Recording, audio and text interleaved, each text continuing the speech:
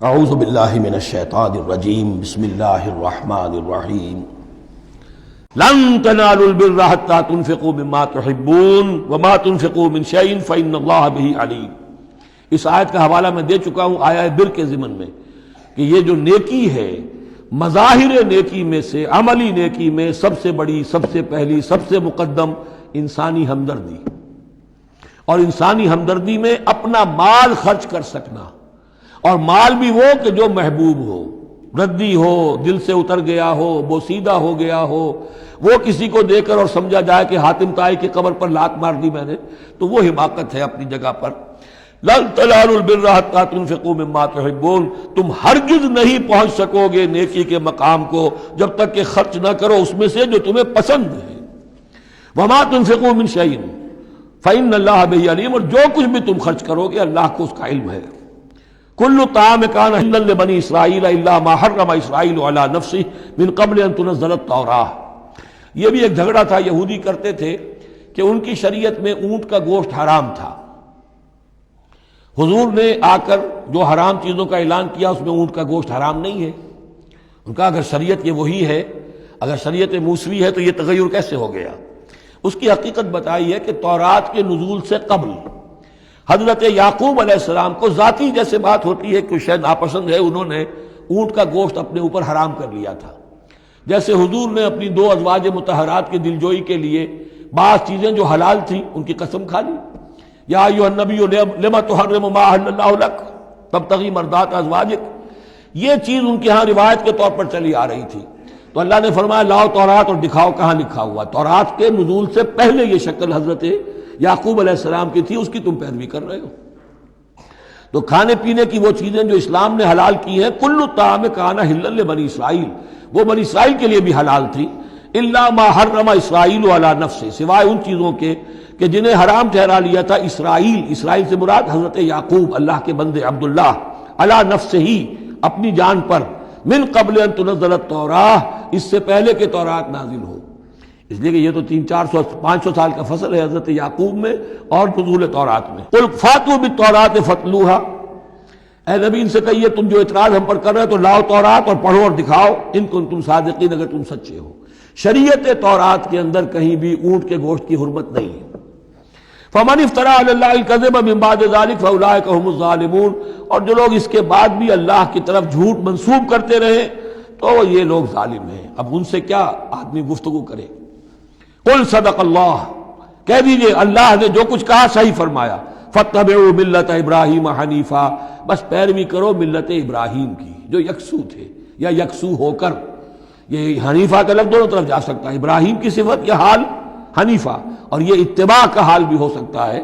فاتبعوا ملت ابراہیم حنیفا، یکسو ہو کر، بعد کی تمام تقسیمات سے بلندتر ہو کر جو ابراہیم کا طریقہ ہے اس کی پیروی کرو۔ وما کان من المشرکین، اور مشرکین میں سے نہیں تھے۔ ان اول بیت وضع للناس للذی بمکہ، یقیناً پہلا گھر جو لوگوں کے لیے بنایا گیا اللہ کی عبادت کے لیے وہ وہی ہے جو بکہ میں ہے۔ بکہ اور مکہ یہ دو در حقیقت ایک ہی لفظ کے لیے دو پروننسیشن سے۔ ان اول بیت وضع للناس للذی ببکہ مبارکا وہدی للعالمین، برکت والا ہے اور تمام جہان والوں کے لیے ہدایت کا ذریعہ ہے۔ فیہ آیات بینات المقام ابراہیم، اس میں آیات بینات ہیں۔ ترتیب دیکھ لیجئے، وہاں کے 4 رکوع جو تھے ان میں پہلے اس کا ذکر ہوا تھا، پھر باقی ساری گفتگو تھی۔ یہاں ترتیب الٹ گئی ہے، ساری گفتگو کے بعد اب آخر میں یہ حصہ جو ہے تیسرا اس کا وہ ختم ہو رہا ہے، اس نصف اول کا، اور آخر میں تذکرہ حضرت ابراہیم کا ہے۔ مضامین وہی ہیں، ترتیب بدل گئی ہے۔ فی آیات بینات، اس میں تو بڑی روشن نشانیاں موجود ہیں، مقام ابراہیم جیسے مقام ابراہیم۔ ومن دخلہ کان آمنا، اور جو بھی اس میں داخل ہو جاتا ہے امن میں آ جاتا ہے۔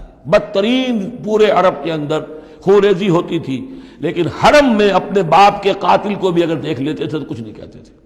یہ ایسی روایت اس حرم کی رہی ہے اور آج تک ہے اللہ کے فضل و کرم سے کہ وہاں پر امن ہی امن ہے، دار الامن۔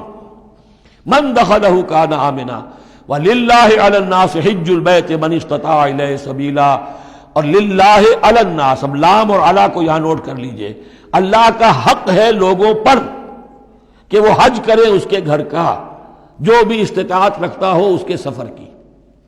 للہ علی الناس، اللہ کا حق ہے لوگوں پر، حج البیت، گھر حج کرنا بیت اللہ کا، من استطاع الیہ سبیلا، جو بھی استطاعت رکھتا ہو راستے کی، سفر کی، ومن کفر، اب یہاں کفرہ کے معنی کیا ہوں گے؟ جو استطاعت کے باوجود حج نہیں کرتا وہ گویا کہ کفر کرتا ہے۔ ومن کفر فإن اللہ غنی عن العالمین، تو وہ اللہ تو غنی ہے تمام جہانوں سے۔ قل یا اہل الکتاب لم تکفرون بآیات اللہ، اب آخری یہ آیات ہیں، بڑا ہی انداز جو ہے جھنجھوڑنے کا، اور جیسے کہ پیئرسنگ آئیز کے ساتھ دیکھ کر کسی سے بات کی جائے اور اس کے یعنی نگاہیں گاڑ کر اس پر۔ قل یا اہل الکتاب لم تکفرون بآیات اللہ، کیوں اللہ کی آیات کا انکار کر رہے ہو؟ واللہ شہید علی ما تعملون، اور جبکہ جو کچھ تم کر رہے ہو اللہ اسے دیکھ رہا ہے۔ قل یا اہل الکتاب لم تصدون عن سبیل اللہ، کہہ دیجئے ہے کتاب والو کیوں روکتے ہو اور روکتے ہو؟ صد یا سد دونوں معنی دیتا ہے، لازم بھی متعدی بھی، خود رک جانا، دوسروں کو روکنا۔ کیوں رکتے ہو اور روکتے ہو اللہ کے راستے سے؟ من آمنا، جو ایمان لے آتا ہے، تبغونہا عوجا، تم اس کے لیے ٹیڑھ تلاش کرتے ہو، سازشیں کرتے ہو کہ صبح کو ایمان لاؤ اور شام کو کافر ہو جاؤ، تاکہ یہ ایمان والے جو ہیں ان کے دل میں بھی وسوسے اور دغدغے پیدا ہو جائیں۔ من آمن تبغونہا عوجا، تم چاہتے ہو کہ وہ بھی کج راستہ اختیار کر لے، وانتم شہداء، اور تم خود جانتے ہو جو کچھ کر رہے ہو۔ وما اللہ بغافل عما تعملون، اور اللہ غافل نہیں اس سے جو تم کر رہے ہو۔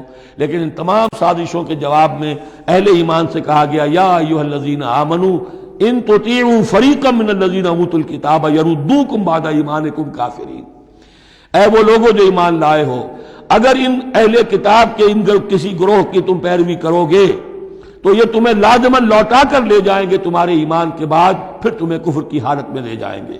وَكَيْفَ تَكْفُرُونَ، اور سوچو تو صحیح کیسے کفر کرو گے، کیسے اس راستے پر جاؤ گے۔ وَأَنْتُمْ تُتْلَىٰ عَلَيْكُمْ آیَاتُ اللَّهِ، جبکہ تم پر اللہ کی آیات پڑھ کر سنائی جا رہی ہیں۔ وَفِيكُمْ رَسُولُهُ، اور تمہارے اندر اس کا رسول موجود ہے بنفس نفیس۔ اس سے آپ اندازہ کیجئے کہ علماء یہود کا کتنا اثر تھا۔ اوس اور خزرج کے لوگ بڑے مرعوب تھے، چونکہ یہ ان پڑھ لوگ تھے، کوئی کتاب نہیں، کوئی شریعت نہیں، کوئی قانون نہیں۔ یہ لوگ صاحب کتاب تھے، صاحب شریعت تھے، ان کے ہاں علماء تھے، تو مرعوب تھے۔ لہذا یہاں جو اوس اور خزرج کے لوگ اسلام لے آئے تھے ان کے بارے میں اندیشہ ہوتا تھا کہ کہیں ان ساری ریشہ دوانیوں کا شکار نہ ہو جائیں۔ وَكَيْفَ تَكْفُرُونَ وَأَنْتُمْ تُتْلَىٰ عَلَيْكُمْ آیَاتُ اللَّهِ وَفِيكُمْ رَسُولُهُ، کیسے کفر کرو گے تم جبکہ تمہیں اللہ کی آیات پڑھ کر سنائی جا رہی ہیں اور اللہ کے رسول تم میں موجود ہیں۔ وَمَن يَعْتَصِم بِاللَّهِ فَقَدْ هُدِيَ إِلَىٰ صِرَاطٍ مُسْتَقِيمٍ، اور جو اللہ سے چمٹ جائے اس کی ہدایت ہو گئی ہے صراط مستقیم کی طرف۔ جو اللہ کی پناہ میں آ جائے، جیسے بچہ اگر اسے خطرہ محسوس ہو، شیرخوار بچہ دوڑ کر آ کے ماں سے چمٹ جائے گا، اب وہ یہ سمجھے گا میں قلعے میں آ گیا ہوں، اب مجھے کوئی کچھ نہیں کہہ سکتا، میں اپنی ماں کی گود میں آ گیا، ماں سے چمٹ گیا۔ اسے کیا پتا کہ کوئی درندہ صفت انسان اسے کھینچے ماں کی گود سے، اچھالے اور کسی بلم کے اوپر کسی نیزے کی انی کے اندر پرو لے۔ ایک بچہ یہ سمجھتا ہے کہ میں ماں کے پاس آ گیا تو بس میں اب پناہ میں ہوں۔ ایسے ہی من یعتصم باللہ، جو اللہ کی پناہ میں آ گیا، فقد ہدی الی صراط مستقیم، اس کی ہدایت تو ہو گئی سیدھی راہ کی طرف۔ اللہم ربنا اجعلنا منہم، اللہم ربنا اجعلنا منہم۔ صدق اللہ العظیم۔